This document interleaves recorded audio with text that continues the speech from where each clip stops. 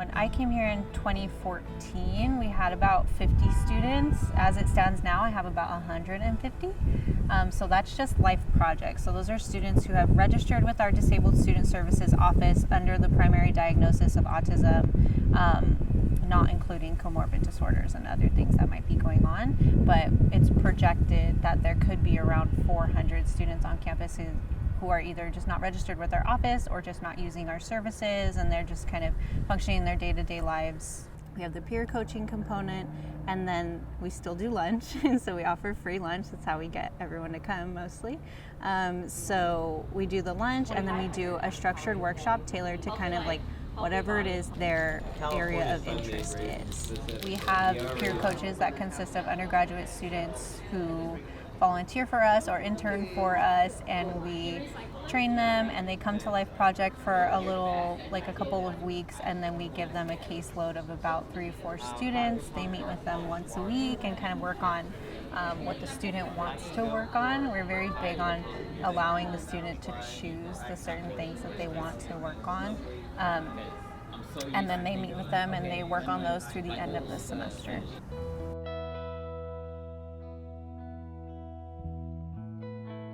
Students who come to Life Project, we just do a survey, like what are you guys interested in knowing, what's going on for you all.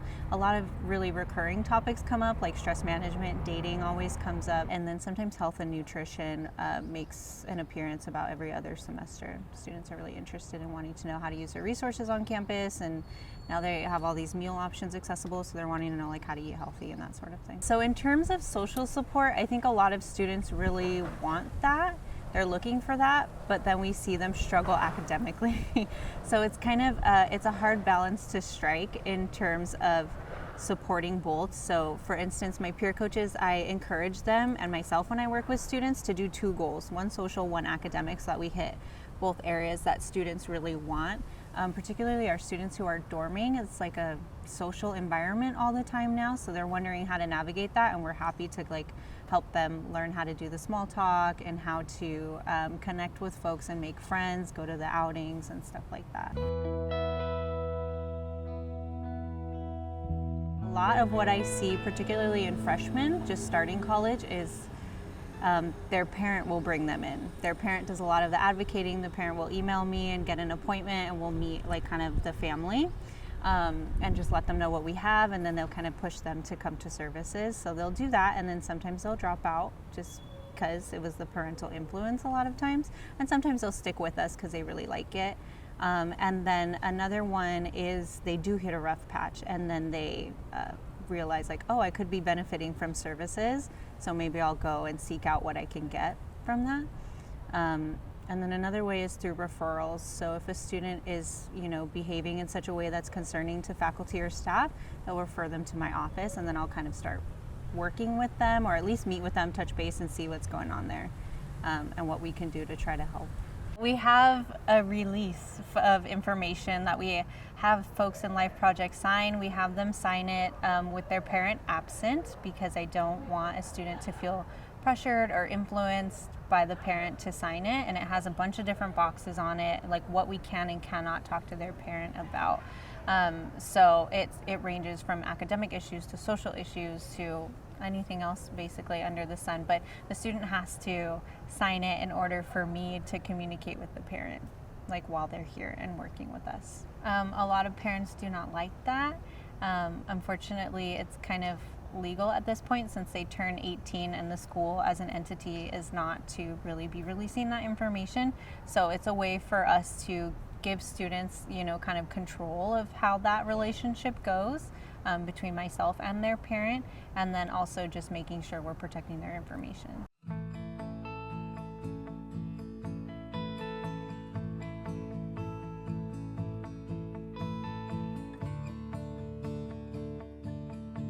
I have a lot of people calling me asking if we have like dorms for disabled students. We don't have that. So it's just kind of all an inclusive environment, so it's kind of the luck of the draw. But if a housing concern comes up, I can really only go on what my student is telling me. So that kind of does make my job a little bit difficult in that respect, is that if my student is not aware of whatever behavior that maybe housing is noticing or their roommate is noticing, it's hard for me to work on it with them because I can't necessarily reach out to the roommate and, you know, ask them what's going on. So I have to go on what they're telling me, which can sometimes be a little bit tricky. I had one student, I had to have like a very strict hygiene conversation with him, and some students, it's mostly like a unawareness of their roommate kind of situation. So I'll just let them know, like, hey, you know, when you're playing YouTube on your computer really loudly, can you see how that might be kind of distracting for your roommate? I mean, I know that you don't like loud noises. Do you think they might like loud noises? And that's usually kind of, I take it from that perspective, trying to let them know that there is somebody else in the room, and that sometimes the other person could find the behavior either like kind of concerning, or that it's distracting them from doing their work or something like that.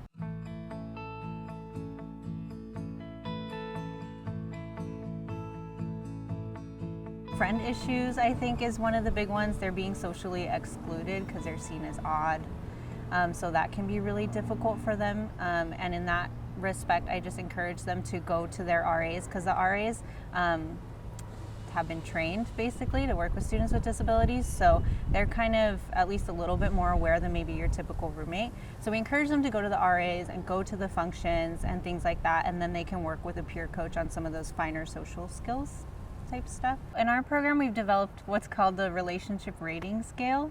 So it's on a scale of 1 to 5, and it goes from your very basic, like you met in class and you're just kind of like, hey, you know, to building the friendship part. So the 5 is actually planning to hang out and following through with that. So typically when my students say, like, I want to make friends, or I want to be more active in the dorms, or what have you, we'll kind of bust out the relationship rating scale and kind of tell them, okay, well, you know, we'll do social mapping first. So we'll ask them kind of like, where are you and what kind of are your social networks, so to speak, and who are the people you could potentially be a friend with? And then we have them rate those people on the relationship rating scale in the beginning. And then we use like a certain amount of video modeling and role play with us to help them move down the levels of the relationship rating scale. And then they can kind of like go out and try and practice if they want. I've heard from my students that it's been a helpful tool to know, like, okay, where am I really with this person? Because some students will come to me and say, I have all of these friends, but they're actually just people who are living around them, or just people who they are acquaintances with. So they found it helpful to know, like, okay, where am I really with this person, and then how can I move forward? And then the other thing that comes up a lot is eating, like eating schedules, and like, you know, when do I go to the dining hall? What should I get? What should I be eating? That sort of stuff, which is kind of interesting, because now they're on their own and there's this huge buffet, right? So they're kind of like, what do I do with it? So that, and then noise issues, because sometimes our students have a hard time regulating their vocal tone. So sometimes noise can be an issue. I see a lot of students who identify, you know, with being on the spectrum, and they know that they're having struggles, like for instance socially, or they know that they need a quiet place to take a test or something like that. I do see that. And then I also sometimes see people who don't identify with that at all, and they're struggling. And so that can be a little bit trickier in my work in terms of trying to help them work those things out, because I can see that there's like a struggle or a need there, and if they're not, you know, maybe reaching out for services, because that does happen sometimes, then we might have to either get creative or just kind of wait for them to come to us. My, I guess, philosophy when working with this population is to be direct. I think that a lot of people are very concerned with being overly polite, which I think is great. I think politeness is definitely necessary, but I also think a certain level of directness when you're noticing something has been helpful. And I've had students tell me, like, thank you for telling me, and I really wanted to know that. So I'll usually say, like, hey, you know, I noticed that you wanted to work on this, but it seems like it's going okay, but you're kind of struggling over here. Is that, I mean, are you seeing that as a struggle? And sometimes will say no, and be like, okay, and then I'll just kind of go further with it in terms of like making that very empathic confrontation. Like, well, on one hand, you're saying it's going well. On the other hand, you know, it's actually not. So I found that being direct but polite still is the best route in that.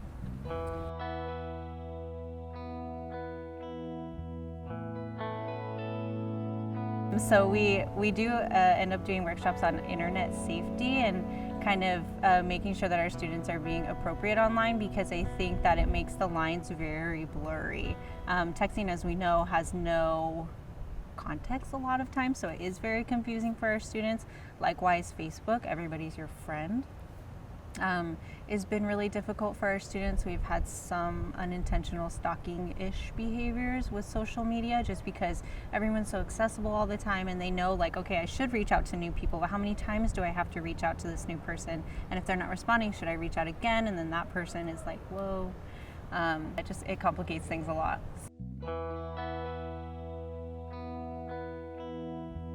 Some students save all of their money. I had one student who really wanted to know investment opportunities because he had saved so much money that he wanted to invest it. And then I have other students who spend all of it on whatever their interest is. The one that's coming to mind right now is comics, and I think that Jonathan mentioned that to me. But anyways, so yeah, it's hard because they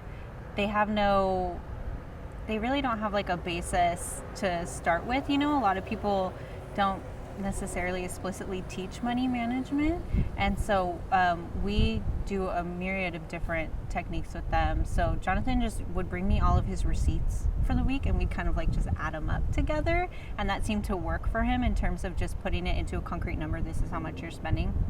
Other students, we've done like the actual budgeting worksheet, kind of like your bank account, you know, but just on paper, so that they can also just see it there.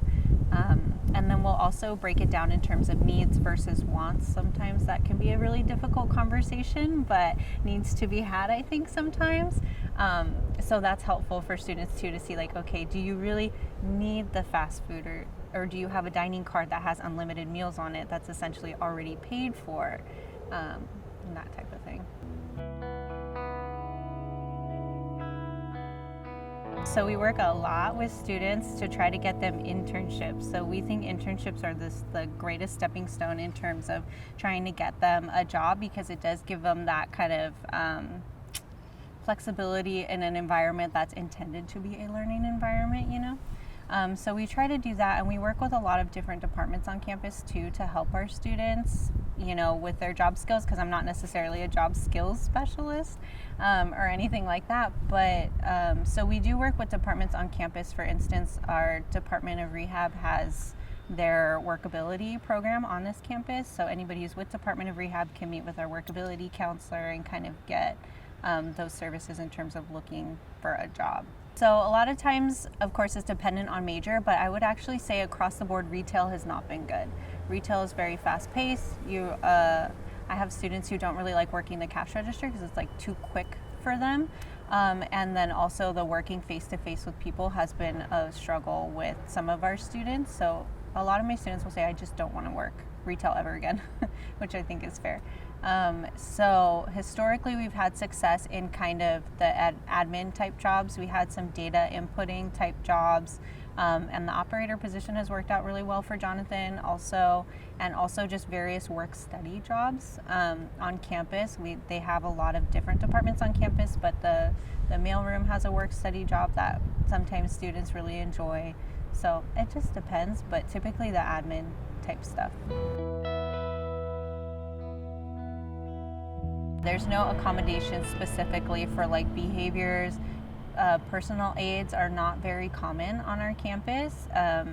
So that's presented some challenges also with certain students who need that. And it's hard too, because faculty has a lot of say in whether or not something like a PA would be in the classroom, or fire regulations, is there a seat for this person? So it is very difficult to navigate at times. And so that's kind of where we come in. And we meet the student, we assess what the need is, and try to see what accommodation we can provide. So a lot of our stuff is very case-by-case basis. It's hard because once the student turns 18, they are expected to advocate for their own services, which of course presents its own challenges in terms of a student actually having to come to Disabled Student Services office, bring their documentation, and say, I need help, which is difficult across the board for people.